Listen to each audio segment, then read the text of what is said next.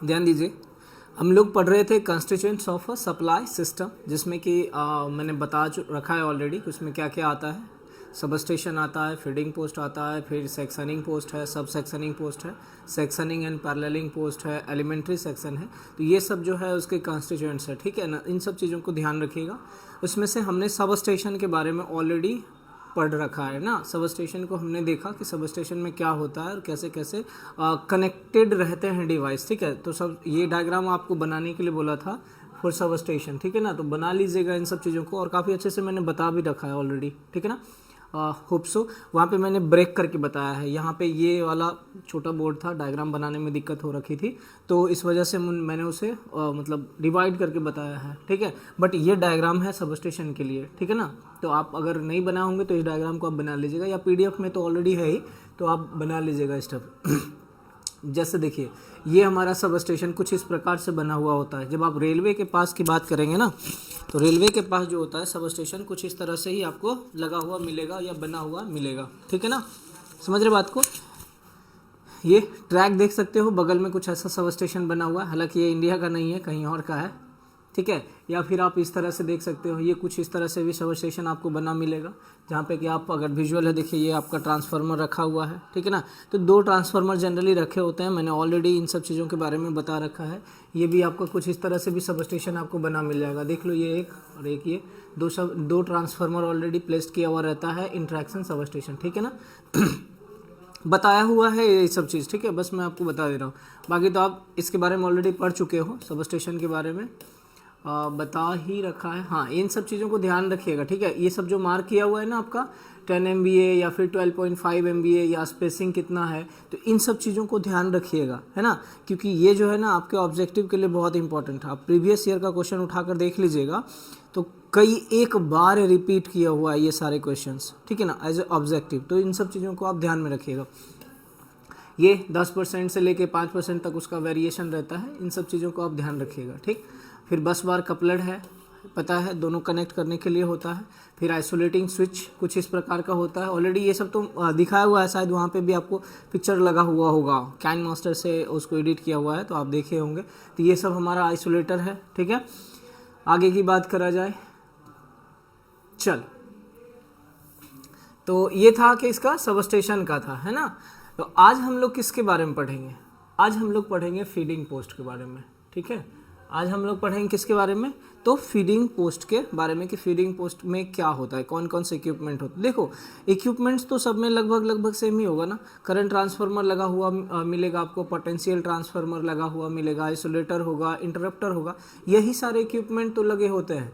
अंतर क्या रहेगा? वोल्टेज रेटिंग का। अगर मान लीजिए वह 132 किलो वोल्ट साइड में है या लाइन साइड में है, तो उधर आपका उस वोल्टेज रेटिंग का बना हुआ रहेगा।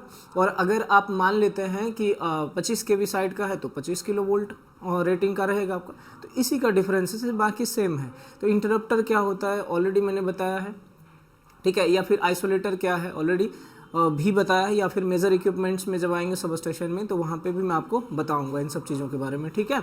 चलिए, तो ये था आपको इसके बारे में ऑलरेडी मैंने आपको डिटेलिंग कर रखा था, बता रखा है, जिसमें कि मैं थोड़ा सा रिवाइज कर लेता हूँ। और फिर इस डायग्राम को, है ना, ये वाला जो डायग्राम है ना, इसको हम लोग थोड़ा क्रिस्टल वे में, थोड़ा स्पष्ट वे में हम इसको समझने का प्रयास करेंगे। मैंने आपको बताया था कि यहाँ पे हमारा फीडिंग पोस्ट होता है, फिर यहाँ पे आता है सेक्शनिंग पोस्ट, और इसके बीच में आपका सब सेक्शनिंग पोस्ट होगा, और उसके भी बीच में, ठीक है, एलिमेंट्री सेक्शन होगा, ठीक है। चलो, इसी चीज़ को हम आगे बढ़ाते हैं। देखो, यही चीज़, ये वाला जो डायग्राम है ना, ये वाला डायग्राम आपका यहाँ पे साफ में बना हुआ है, और इस चीज़ को अब आप समझिए। बाकी इसको और भी हम लोग ब्रेक करके समझेंगे, ऐसा नहीं है कि यहीं पे स्किप करेंगे, ठीक है ना। तो इधर से आप ध्यान दीजिए, वहाँ पे जो बना हुआ था, इधर आप जाइए। ये हमारा क्या है? फीडिंग पोस्ट बना हुआ है, ठीक है। ये क्या बना हुआ है? फीडिंग पोस्ट, जिसको किस तरह से आप समझिए। यहाँ पे हम लोग 4 सर्किट ब्रेकर कह लीजिए, या ब्रिजिंग इंटरप्टर लेते हैं, फिर आइसोलेटर होता है। इसके बारे में आगे हम लोग और समझेंगे, ठीक है। तो ये वाला पोर्शन जो है, मेरे कहने के हिसाब से मैं जो कहना चाह रहा हूँ या समझाना चाह रहा हूँ, देखो, ये वाला पोर्शन जो है हमारा क्या में आ रहा है? फीडिंग पोस्ट के अंतर्गत आता है, जहाँ से कि हम सप्लाई क्या करते हैं? फीड करते हैं। समझ में आ रही बात? जहाँ से कि सप्लाई जो ट्रैक्शन सब स्टेशन होता है, वहाँ से हम फीड करते हैं। और मैंने यह भी बताया है कि ट्रैक्शन सब स्टेशन से लगभग 2 से 3 किलोमीटर के डिस्टेंस पे आपका फीडिंग पोस्ट होता है, अधिक डिस्टेंस नहीं होना चाहिए। क्लियर ना। उसके बाद आप देखते होंगे तो यहाँ पे आ जाइए, ये हमारा हो जाता है सेक्शनिंग एंड पैरेललिंग पोस्ट, इस साइड वाला ये हमारा सेक्शनिंग एंड पैरेललिंग पोस्ट होता है। उसके बाद बीच में आप देखिएगा ये हमारा हो गया सेक्शनिंग एंड सब सेक्शनिंग, नॉट सेक्शनिंग, सब सेक्शनिंग एंड पैरेललिंग पोस्ट। ठीक है, ये क्या हो जाएगा, सब सेक्शनिंग एंड पैरेललिंग पोस्ट। अब इसी में आपका बीच बीच में आप ब्रेक कर सकते हो, इसी में आपका एलिमेंट्री सेक्शन भी बना होगा, छोटा छोटा पार्ट में ये बना हुआ होता है। ये पता चल रहा है आपको, डायग्राम होप सो क्लियर होगा। ठीक है, देखो यहाँ पे आप देखोगे ना तो ये राउंड अप करा हुआ है, मार्क है ये वाला, यही चीज आपका हो जाता है क्या, सब सेक्शनिंग पोस्ट। और ये वाला जो है आपका इस आधार पर यहाँ से आप करते हैं तो सेक्शनिंग एंड पैरेललिंग पोस्ट, सब सेक्शनिंग एंड पैरेललिंग पोस्ट। अब सवाल आता है सर कि सेक्शन हमने क्या बोला, सब सेक्शन हमने क्यों बोला, या फिर पैरेललिंग हम क्यों बोल रहे हैं। देखो इन सब चीज़ का रीज़न है, इन सब चीज़ के पीछे एक वजह है, बताऊंगा जब एक एक करके हम लोग पढ़ेंगे, सेक्शनिंग एंड पैरेललिंग पोस्ट के बारे में पढ़ेंगे, तब मैं आपको बताऊंगा वहाँ पे कि पैरेललिंग का क्या मतलब है या सेक्शनिंग का क्या मतलब है। ठीक है, या सब सेक्शनिंग का क्या मतलब है, वहाँ पे हम अभी और भी समझेंगे, इसको अलग अलग वे में पढ़ना है। अभी ऐसा नहीं है कि यही चीज़ आपको खत्म हो जाएगा। अभी हम लोग मेन फोकस करते हैं फीडिंग पोस्ट पे। ठीक है, मेन फोकस किस पे करते हैं, फीडिंग पोस्ट पे। आपको इतना तो पता होगा कि सब स्टेशन में हमने बनाया था, कितना ट्रांसफार्मर बनाया था, तो 2 ट्रांसफार्मर था हमारे पास, है ना, 2 ट्रांसफार्मर था, तो 2 ट्रांसफार्मर अगर ट्रांसफार्मर था तो दोनों से तो हम सप्लाई फीड करेंगे ना, कनेक्शन तो दोनों से देंगे, भले सप्लाई हम एक से फीड करेंगे, कनेक्शन क्या करेंगे, दोनों से देंगे, सप्लाई हम क्या करेंगे, एक से फीड करेंगे। तो अब इस तरह से आप यहाँ पे आ जाइए और इसको समझने का प्रयास कीजिए। देखिए ये चीज जो है, इसी चीज को हमने यहाँ पे काट के लगाया है, ये रहा आपका। ठीक है, जो चीज आपका यहाँ पे था, यहाँ पे ये वाला जो पोर्शन था, ये वाला, सिर्फ उसी चीज को हमने यहाँ पे लगाया है। ठीक है, अब समझिए इसमें क्या क्या होता है। अब आपको इतना तो समझ में आ ही रहा होगा कि इनकमिंग लाइन कितना होगा, 2 होगा, इनकमिंग लाइन कितना होगा, 2 होगा। ठीक है, 2 होगा ना, तो यहाँ से आ जाइए, देखो वह 2 भी कहाँ से होगा, तो 25 किलो वोल्ट से होगा। ठीक है, यहाँ से आ जाओ, from 25 kilo volt sub station, from 25 volt sub station से आ रहा होगा, जो ट्रैक्शन ट्रांसफार्मर लगा हुआ था वहाँ से। अब यहाँ पे आप देखिए 2 अरेंजमेंट हमने यूज किया, हर जगह आपको डबल मिलेगा, हर जगह लगभग डबल मिलेगा। रीजन बस सेफ्टी के लिए कि अगर कोई एक फॉल्ट हो जाए तो हम दूसरा का यूज कर लें और जो पहला है उसको हम रिपेयर कर लें, या कुछ इस तरह से आप कर सकते हैं। ठीक है, जैसे एग्जाम में 2 पेन लेके जाते हो, यूज एक ही होता है, फिर भी आप लेके जाते हो, मन में तसल्ली रहता है आपका, खराब हो जाएगा तो दूसरा हम यूज कर लेंगे, है ना।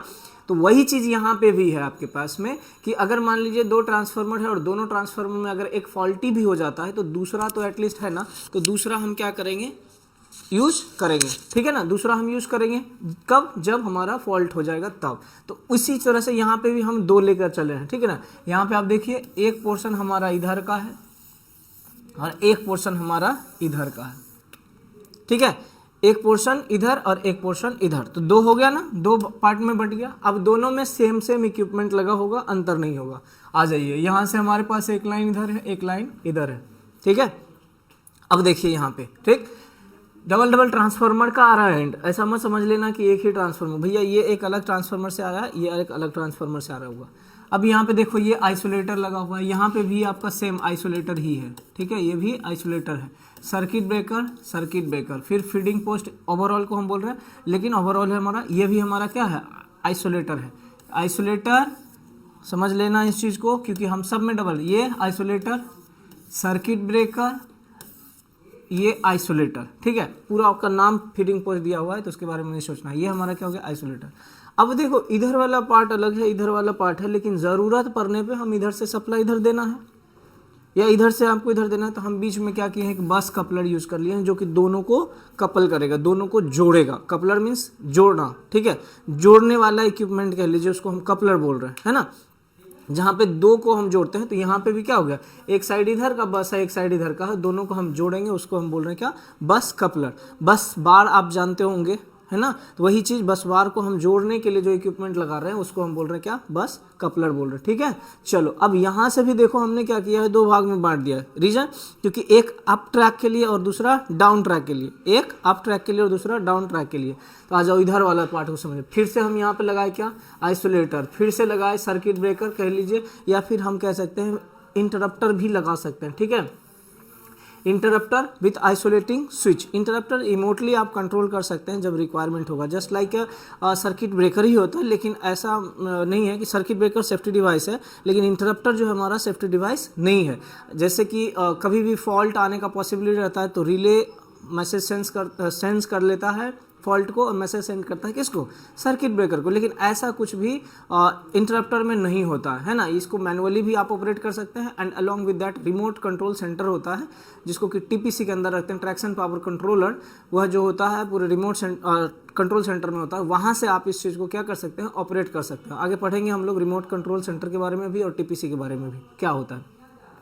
तो यहाँ हो गया क्या, हमारा इंटरप्टर लगा दिए। फिर से यहाँ पे हमारा आइसोलेटर है, सेम यही वाला पूरा पोर्शन हम इधर भी लगा दिए, यही वाला पोर्शन हम इधर भी लगाए और इधर भी लगा दिए। ठीक है, समझ रहे बात को। अब देखो पूरा का पूरा जो फीडिंग पोस्ट है हमारा कहीं ना कहीं बना हुआ होगा, है ना, कहीं ना कहीं बना हुआ होगा, एक छोटा सा एरिया में कह लीजिए बना हुआ होगा। अब वहाँ पे कुछ कंट्रोल रूम बना होगा, कुछ कंट्रोल रूम बना होगा। अब उसी कंट्रोल रूम में आप मान लीजिए जो भी हमारा इक्विपमेंट्स वगैरह है चार्जिंग के लिए, या इंटरप्टर को बैटरी चार्ज करने की ज़रूरत होती है, उसमें बैटरी ऑपरेटेड रहता है ये, तो बैटरी चार्जर के लिए सब रहना होना चाहिए। ठीक है, तो इन सब चीज़ों के लिए हम क्या करते हैं, फिर एक ऑक्सिलरी ट्रांसफार्मर लगा के रखते हैं, जो कि यहाँ पे आपका क्या है, ऑक्सिलरी ट्रांसफार्मर है। ठीक है, जो कि हमारा क्या रहेगा, इसका वोल्टेज रेटिंग का बात करें तो 25 किलो वोल्ट से लेकर के ये 230 वोल्ट कह लीजिए, ये रहेगा हमारा 25 किलो वोल्ट से लेकर 230 वोल्ट।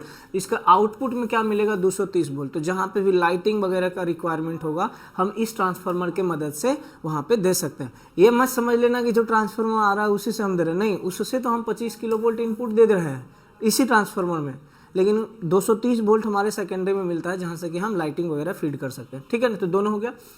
आगे हम समझते हैं, देखो यहाँ से देखना आप समझना, यहाँ पे कनेक्ट किया हुआ है, ये हमारा एक ट्रैक है। ट्रैक माने कि जो OHE होगा, ओवरहेड की बात कर रहे हैं हम। ट्रैक में दोनों पटरी जो होता है ना, पटरी के ऊपर आप देखते होगे कंडक्टर स्ट्रिंगिंग किया होता है या बिछाया हुआ होता है, बिछाया मतलब ऊपर लटकाया हुआ होता है ना, तो उसमें हम लोग इसको कनेक्ट कर रहे हैं। तो ट्रैक माने एक अप साइड एक डाउन साइड।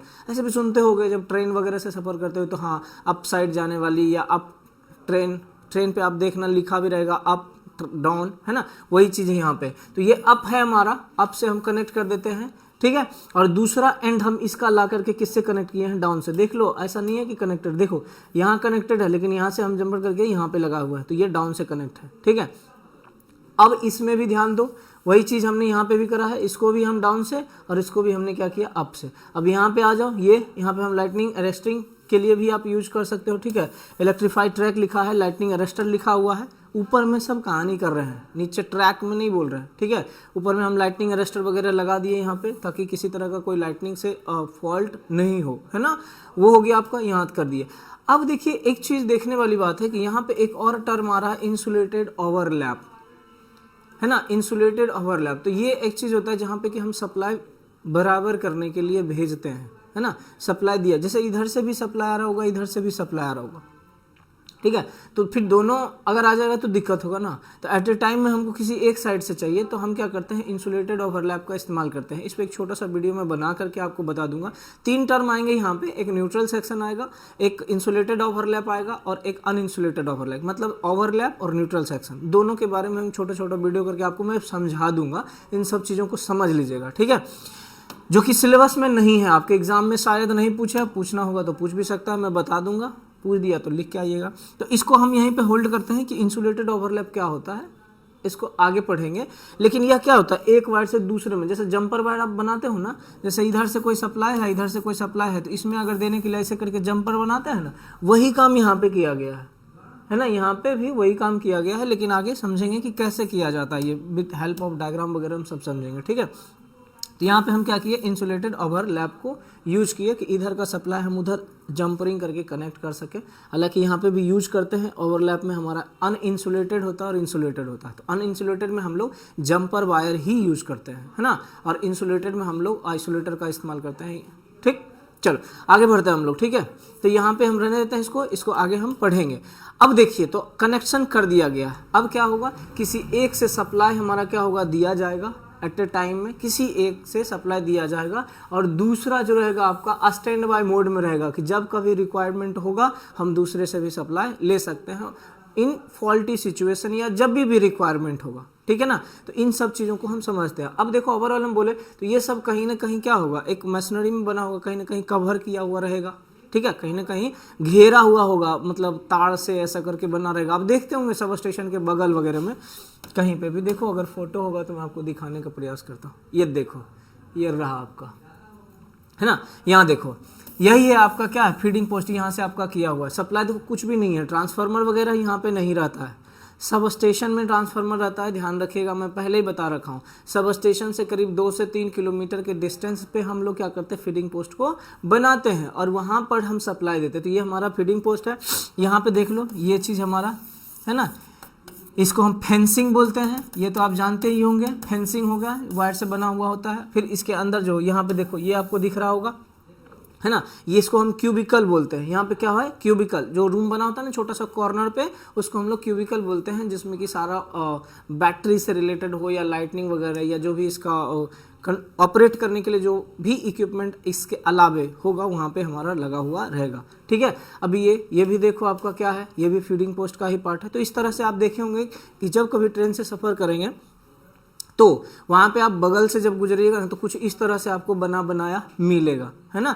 तो अब ध्यान से रखिएगा, वहाँ पे आपको लिखा हुआ मिलेगा भैया, ऐसे करके FP लिखा हुआ मिलेगा, FP, जिसको कि हम क्या बोलते हैं, फीडिंग पोस्ट बोलते हैं, ठीक। चलो अगला में देखो, देख लो क्या क्या है और क्या क्या मैंने बताया है। फीडिंग पोस्ट, फीडिंग मतलब भेजना, फीडिंग मतलब भेजना, तो वही चीज़ है।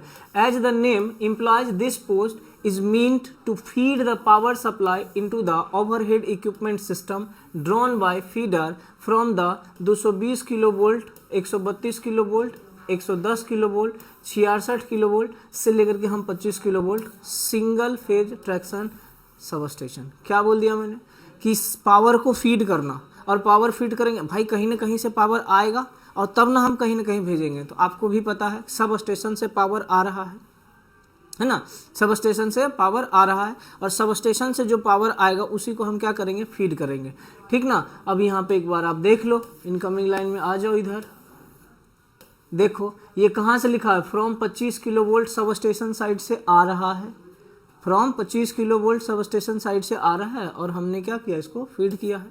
तो वही चीज़ है आपका, यहाँ पे आ जाओ, ये बना हुआ है। यहाँ पे तो आप ट्रांसफार्मर वगैरह यूज नहीं कर रहे हो, तो जो सब स्टेशन में आपके पास लाइन था 110 किलोवोल्ट का, या जो भी 132 किलोवोल्ट था, 220 किलोवोल्ट, उसको सब स्टेशन में लाया।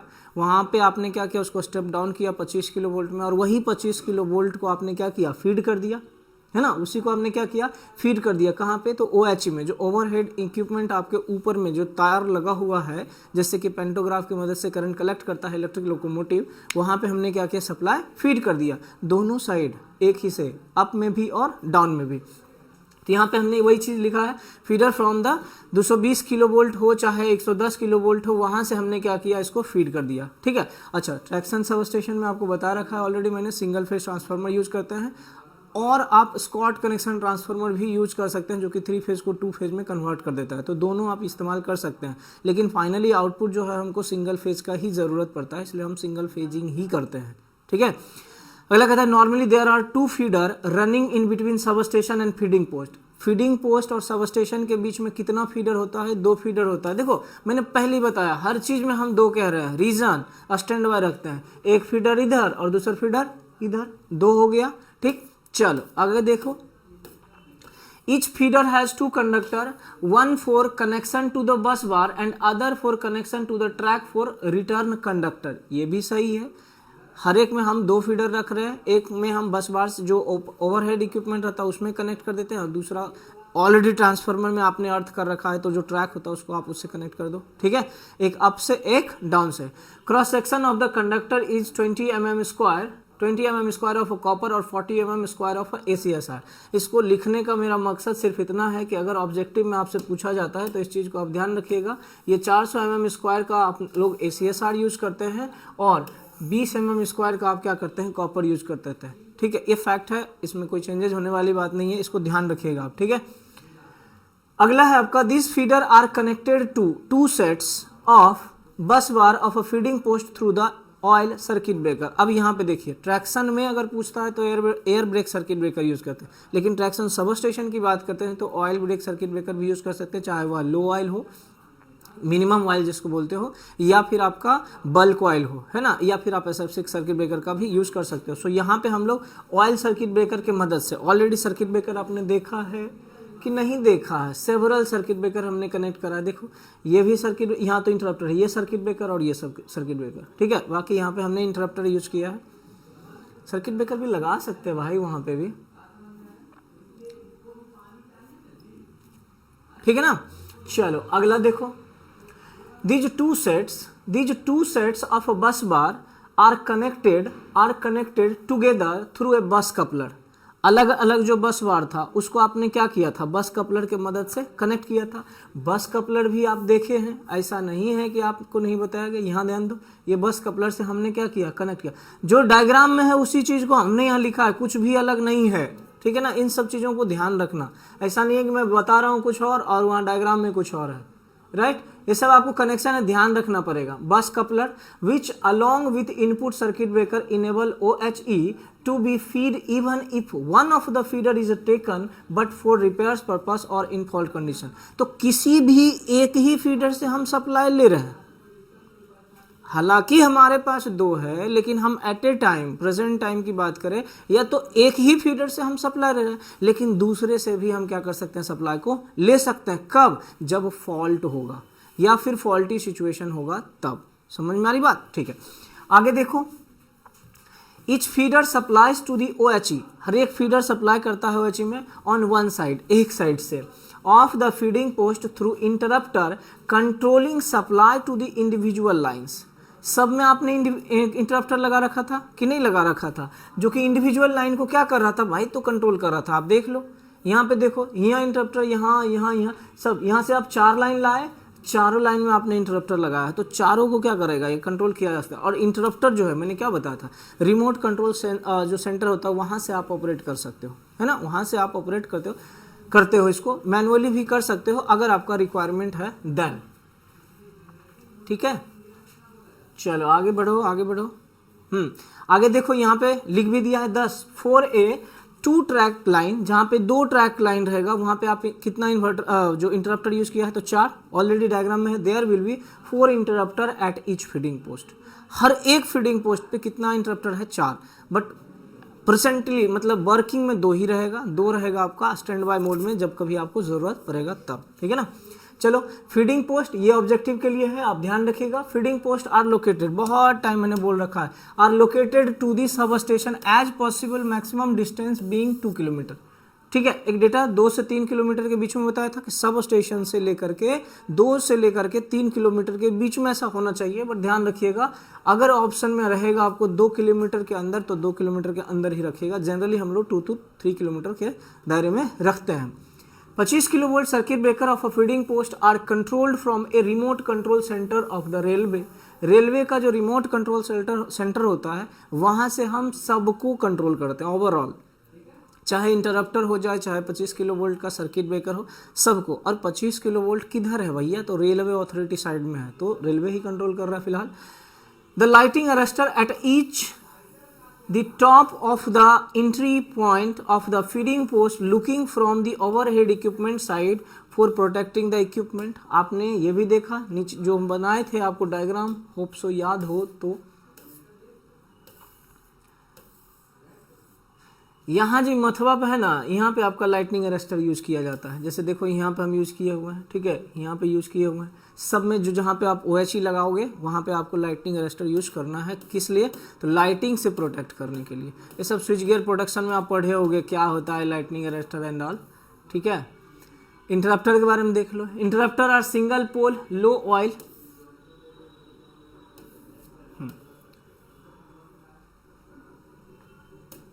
Interrupter are single pole low oil content outdoor type oil switch and are meant for connecting different section of OHE to the feeding post। भाई कनेक्ट करने के लिए ही तो हम लोग यूज़ कर रहे हैं, एक इंड से दूसरे इंड में कनेक्शन दिया हुआ है, उस पर्पस के लिए हम यहाँ पे यूज़ कर रहे हैं। Interrupter are normally arranged for remote control operation. कितना बार बोल चुका हूँ, इंटरप्टर को आप रिमोट कंट्रोल से आप ऑपरेट करते हो, जब कभी ज़रूरत पड़ेगा तो मैनुअली भी ऑपरेट होगा, ऐसा मत सोचना कि नहीं होगा, but can be operated manually in case of emergency. जब इमरजेंसी आएगा तब उस सिचुएशन में अगर रिक्वायर्ड पड़ता है तो आप उसको ऑपरेट करा सकते हो। It does not clear fault, यह किसी भी प्रकार का फॉल्ट नहीं करता। मैंने पहले ही बताया कि जो सर्किट ब्रेकर है वह आपका एक सेफ्टी डिवाइस है, तो उसके मदद से आप किसी भी इक्विपमेंट को सेफ कर सकते हो, बचा सकते हो, प्रोटेक्ट कर सकते हो। लेकिन with the help of interrupter you can't safe या you can't protect of any equipment connected to the sub station. ठीक है, automatically like circuit breaker, circuit breaker के जैसा ऑटोमेटिकली यह फॉल्ट क्लियर नहीं करता है। They are suppose to operate in normal condition only, normal condition में ही यह क्या करेगा, ऑपरेट करेगा। ठीक है, चलिए तो इन सब चीज़ों को आप ध्यान रखिएगा, इसको लिखिएगा। अगला बोलता है कि इसमें क्या क्या होता है, इसके बारे में आप देख लीजिए, इसको लिखिएगा। They consist following equipments. First of all आपका हो गया पोटेंशियल ट्रांसफार्मर, कुछ इस प्रकार से लगा हुआ होता है। अब विजिट कीजिएगा कभी ना तो देखिएगा इन सब चीज़ों को, ठीक है, या कभी ट्रेन से गुजर रहे होंगे ना तो वहाँ पे अगर मौका मिले तो रुक करके आप देख लीजिएगा। ठीक, तो इस प्रकार से आपका पोटेंशियल ट्रांसफार्मर लगा होता है। Potential transformer PT is located at a height of 3.1 metre on the overhead equipment side of the double pole isolator. ये जो होता है ना, ये जो पीटी है ये हमारा 3.1 हाइट पे रहेगा। कितना, 3.1 मीटर के हाइट पे लगा हुआ होता है, जिधर की आपका आइसोलेटर लगा होगा उसी साइड में। It is directly connected to the overhead equipment with one terminal of PT is earth. यह जो है OHE से डायरेक्टली कनेक्टेड रहेगा, लेकिन उसका एक टर्मिनल को हम क्या करते हैं, अर्थ कर देते हैं। हर एक इक्विपमेंट को हम अर्थ करके रखते हैं ताकि जो भी लीकेज करंट हो या किसी तरह का कोई फॉल्ट हो तो डायरेक्टली हमारा क्या हो, वो अर्थ में बरीड हो जाए। घर में भी इवन आप देखते होंगे तो अर्थिंग हम करके रखते हैं। ठीक है ना, चलिए अगला है आपका, देखिए ऑक्सिलरी ट्रांसफार्मर बता रखे थे। ऑक्सिलरी ट्रांसफार्मर का पर्पस क्या है, पर्पस सिर्फ इतना है कि जो भी लाइटिंग इक्विपमेंट वहाँ पे लगा हुआ होगा जिसको कि सिंगल फेज का ज़रूरत है उसमें आप कर सकते हैं, जैसे सिग्नलिंग वगैरह हो गया, या बैटरी चार्ज करने का रिक्वायरमेंट है, या फिर जो लाइट है, या फिर फैन अगर लगा के रखे हैं कंट्रोल रूम में, अंदर में है ना, कंट्रोल रूम में। कंट्रोल रूम कहने से मतलब अभी बताए थे ना, हो ऐसा वाला जो रूम बना है इसमें अगर फैन वैन लगाए हुए तो आपको क्या है, उसके लिए 230 वोल्ट का ज़रूरत पड़ता है। तो इन सब चीज़ों के लिए आप जो है यहाँ पे ऑक्सिलरी ट्रांसफार्मर का इस्तेमाल करते हैं। तो ऑक्सिलरी ट्रांसफार्मर कितना का रहता है भैया, तो 10 kVA का। कितना, 10 kVA। Voltage rating 25 kilo volt से 230 वोल्ट। याद रखिएगा, सब ऑब्जेक्टिव का क्वेश्चन है। Power supply from the auxiliary transformer is utilized for charging the battery which feed power to remote control equipments। ये जो होता है बैटरी वगैरह चार्ज करने के लिए यूज़ किया जाता है। चार्जर रहता है, बैटरी चार्ज करने के लिए वहाँ यूज़ करोगे, और वह बैटरी की मदद से जो भी रिमोट कंट्रोल इक्विपमेंट्स है उसको आप क्या कर सकते हो, ऑपरेट कर सकते हो। It is also utilise for to provide the lighting and signalling circuit. यह जो है टू पावरिंग है, प्रोवाइड पावर है ना, जो लाइटिंग सर्किट है उसमें भी आप पावर प्रोवाइड करने के लिए इसका इस्तेमाल करते हो, या जो सिग्नलिंग सर्किट है उसमें भी आप इसमें पावर प्रोवाइड करते हो। ठीक है, अब आता है अगला फेंसिंग। फेंसिंग देखो क्या है, फेंसिंग नथिंग बट जो घेरा हुआ रहता है ना, यहाँ देखो, यहाँ पे ये देखो, देखो ये वाला जो तार से घेरा हुआ है यहाँ पे जो है ना जालीदार बना हुआ है ना, ये ऐसा करके घेरा हुआ दिख रहा होगा, होप सो आपको, है ना, ये वाला, ये सब सगरो घेरा हुआ है सभी साइड से, चौतरफा घेरा हुआ है, इसी को हम फेंसिंग बोलते हैं। इसका मतलब कहने मतलब इसको हम इसलिए लगाते हैं कि जो भी अंदर में इक्विपमेंट है ना वो अदर थिंग से कह लीजिए कि दूर रहे। ऐसा नहीं है कि जिसको मन करेगा जाएगा वहाँ, कुछ भी, अब गाय हो गया, भैंस हो गया, कुछ भी जानवर आएगा जाएगा उसको तोड़ फोड़ के बराबर कर देगा, समझ रहे, तो तोड़ना पड़ेगा। जानवर जो होगा वह भी मरेगा, ठीक है। आदमी गया कुछ भी करने के लिए तो दिक्कत होगा ना। तो उन सब से जो नॉर्मल पर्सन है उन सब से, या जो भी एनिमल है उनके अप्रोच से दूर रखने के लिए हम क्या करते हैं, फेंसिंग करते हैं। ठीक है, तो वही चीज़ हो गया फेंसिंग। देखो, a fencing is provided all around to make the equipment out of reach. ठीक है ना, तो जो है फेंसिंग चारों तरफ हम कर देते हैं जिससे कि जो भी पर्सन हो या फिर जानवर वगैरह हो उसके पहुंच से यह क्या हो, दूर है। कौन, जो अंदर ट्रांसफर जो इक्विपमेंट लगा हुआ है, पीटी, सीटी या फिर ऑक्सिलरी ट्रांसफार्मर, ये सब। ठीक है, अगला है आपका cubicle. Cubicle is nothing but, हम इस कंट्रोल रूम के बारे में बात कर रहे हैं। ये एक छोटा सा घेरा कह लीजिए जिसमें कि हम सारा इक्विपमेंट को जो भी रखने लायक है, जैसे बैटरी हो गया या फिर बैटरी चार्जर हो गया या लाइटिंग वगैरह, तो वो सब हमारा वहाँ रहता है। द रिमोट कंट्रोल इक्विपमेंट है ना, रिमोट कंट्रोल इक्विपमेंट मतलब कि जो इंटरप्टर को ऑपरेट करने के लिए जो हम रिमोट वगैरह रखेंगे वहाँ पे रह सकता है। Batteries with battery charger ETC, battery भी रखेंगे उसके साथ जो चार्जर है उन सब चीज़ हमारा कहाँ रहता है, उसी में रहता है। ETC are housed in a separated masonry, masonry मतलब वो चौतरफा जो घेरा हुआ रहता है उसको बोलते हैं। Cubicle of the size of a small room, एक छोटा सा रूम के साइज का बनाया जाता है जिसमें कि हम सारा इक्विपमेंट को क्या करते हैं, रखते हैं। क्लियर है ना। तो हाँ, ये हो गया आपका, इन सब चीज़ों पे ध्यान दीजिएगा और ये सब एग्जाम में आएगा, ऐसा ही नहीं है, ध्यान रखिएगा। इसी से ज़्यादा सवाल नहीं, कुछ तो आपको 10 से 15 नंबर का क्वेश्चन रहेगा इस यूनिट से। सो इसको अच्छे से कर लीजिए। अगला है आपका रिटर्न कंडक्टर। देखो रिटर्न कंडक्टर करने से क्या मतलब हुआ, जो आप ट्रैक वगैरह में आप कनेक्टिंग कर रहे थे ना, उसकी बात कर रहे हैं। Feeding post is also the point. Feeding post क्या है, एक प्रकार का पॉइंट है जहाँ पे कि हम सप्लाई क्या कर रहे हैं, फीड कर, जहाँ पे सप्लाई को कनेक्ट करते हैं, ठीक है।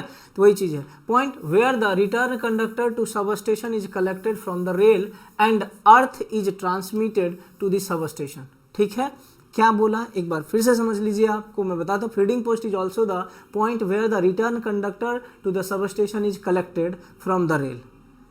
फीडिंग पोस्ट में ही हमारा क्या होगा, रिटर्निंग कंडक्टर भी जो ट्रैक से कनेक्ट है वहाँ पे आप अर्थिंग से कनेक्ट करके उसको वापस दे देते हो ताकि सिंगल फेज सप्लाई जो है सर्किट कंप्लीट करके कंटिन्यूसली फ्लो करते रहे। वही चीज़ को यहाँ पे बोल रहा है। जो रेल है, रेल कहने का मतलब ट्रैक है ना, ट्रैक जो है पटरी, उसको हम बोल रहे हैं। एंड अर्थ, और उसको हम अर्थ भी करके रखते हैं, पटरी को अर्थ करके रखें, ऑलरेडी पहले ही बता रखे हैं ये सब चीज़ को, है ना। फर्स्ट यूनिट में भी बताया था आपको। जो भी ट्रैक रहता है उसको अर्थ करके रखते हैं पटरी को, ताकि वो अच्छे से ऑपरेट कर सके। And earth and transmitted to the सब स्टेशन, और फिर ट्रांसमिट किया जाता है कहाँ, सब स्टेशन में, है ना। तो इन सब चीज़ों पर ध्यान रखिएगा। For this purpose rail is buried along the track approximately 1 metre below the ground level, है ना। इस पर्पस के लिए हम क्या करते हैं, जो ट्रैक होता है उसमें हम एक अलग से एक छोटा सा ट्रैक बना करके रखते हैं जिसको 1 मीटर नीचे हम कर देते हैं, जैसे अर्थिंग नॉर्मली जैसे करते हैं उसी पर्पस के लिए होता है। तो उसको 1 मीटर नीचे हम बरीड कर देते हैं और फिर कनेक्ट कर देते हैं ताकि वह प्रॉपरली सेफली हमारा ऑपरेट करते रहे। तो लगभग वही चीज़ है, इसको ध्यान रखिएगा। 1 metre below to the ground level. Connection are taken from the buried rail, जो कनेक्शन होगा, बरीड रेल मतलब जो ज़मीन के नीचे आप गारे हैं वहाँ से कनेक्शन हम लेते हैं to the running rail. Track में, है ना, ट्रैक में ज़मीन के नीचे हम छोटा सा, मतलब ऐसा नहीं कि पूरा गार ले है भाई, पूरा हम ज़मीन के अंदर खोद के वैसा किया हुआ नहीं, छोटे छोटे टुकड़ा डाले हुए हैं, उसको हम क्या करेंगे, कनेक्ट करेंगे रनिंग रेल से, मतलब जो पटरी है उससे कनेक्ट कर देंगे, ठीक है ना। वही चीज़ कहा जा रहा है। Running rail bye means of mild steel flat. Mild steel flat मतलब कनेक्शन करने के लिए हम स्टील का पत्थर ले लिए हैं, जिसका साइज देखो ये है 75 mm इंटू 8 mm। समझ रहे होगे इस चीज़ को, ठीक है। 75 mm into 8 mm। 2 number, 2 number लिए हुए हैं भाई इसको, मतलब 2 of 2 number for each track. It is coated to prevent from corrosion. और जो हम लिए हैं, ठीक है, जो भी कंडक्टर हमने लिया है जो ज़मीन में अर्थिंग जैसे करते हैं ना वैसे ही है, ठीक है ना। अर्थिंग के बारे में भी सीखना होगा तो आप जाके स्टीम एकेडमी चैनल पे ध्यान दीजिएगा, वहाँ पे एस्टिमेटिंग कॉस्टिंग करके होस्ट में अर्थिंग पूरा बताया हुआ है, ठीक है ना। कितने प्रकार के होते हैं, कैसे होते हैं, सारा चीज़ वहाँ पे बताया हुआ है। अगर आप इंटरेस्टेड हैं तो वहाँ पे जाके देख सकते हैं, ठीक है। तो यहाँ पे भी क्या होता है, ऐसा समझ लो ना, देखो ये हमारा ट्रैक है दोनों साइड का, ठीक है, और इसके नीचे 1 मीटर नीचे तक हम यहाँ पे एक छोटा सा ट्रैक बना दिए और इसको ज़मीन में इसको फिर इससे ऐसे कनेक्ट कर दिए ताकि ये हमारा क्या हो, कनेक्ट हो सके। और यह ज़मीन के अंदर होगा, ये तो आपका जानते ही है ज़मीन के ऊपर ही रहता है। इसके लिए स्लीपर बनाया जाता है और स्लीपर के ऊपर से रहता है, ये सब तो आपको पता ही होगा, है ना, देखे होंगे तब तो ठीक है। चलो, इस track and it is coated to prevent the corrosion, और इसको कोटिंग कर दिया जाता है, मतलब पेंट कर दिया जाता है ताकि जल्दी से इसमें रस्टिंग नहीं हो, ठीक है ना। चलो, क्लियर है यहाँ तक। तो आपको पता चला होगा फीडिंग पोस्ट क्या होता है। इसके बाद भी अगर नहीं समझ में आता हो तो भैया आप दोबारा एक बार वीडियो देख लीजिएगा, उसके बाद ही नहीं समझ में आएगा, नंबर होगा, आप कॉल कर लीजिएगा, डेफिनेटली हम हेल्प करेंगे आपका, और हेल्प करने के लिए ही मैं यहाँ पे हूँ, ठीक ना। या किसी भी प्रकार का कोई क्वेरीज वगैरह हो तो आप डेफिनेटली पूछ सकते हैं, ठीक है। चलिए, तो आज के लिए हम इतना ही रखेंगे। अगले लेक्चर में हम लोग पढ़ेंगे सेक्शनिंग पोस्ट के बारे में, सेक्शनिंग पोस्ट क्या होता है, सेक्शनिंग एंड पैरेललिंग पोस्ट क्या होता है ना, अगले लेक्चर में। चलो, धन्यवाद, थैंक यू।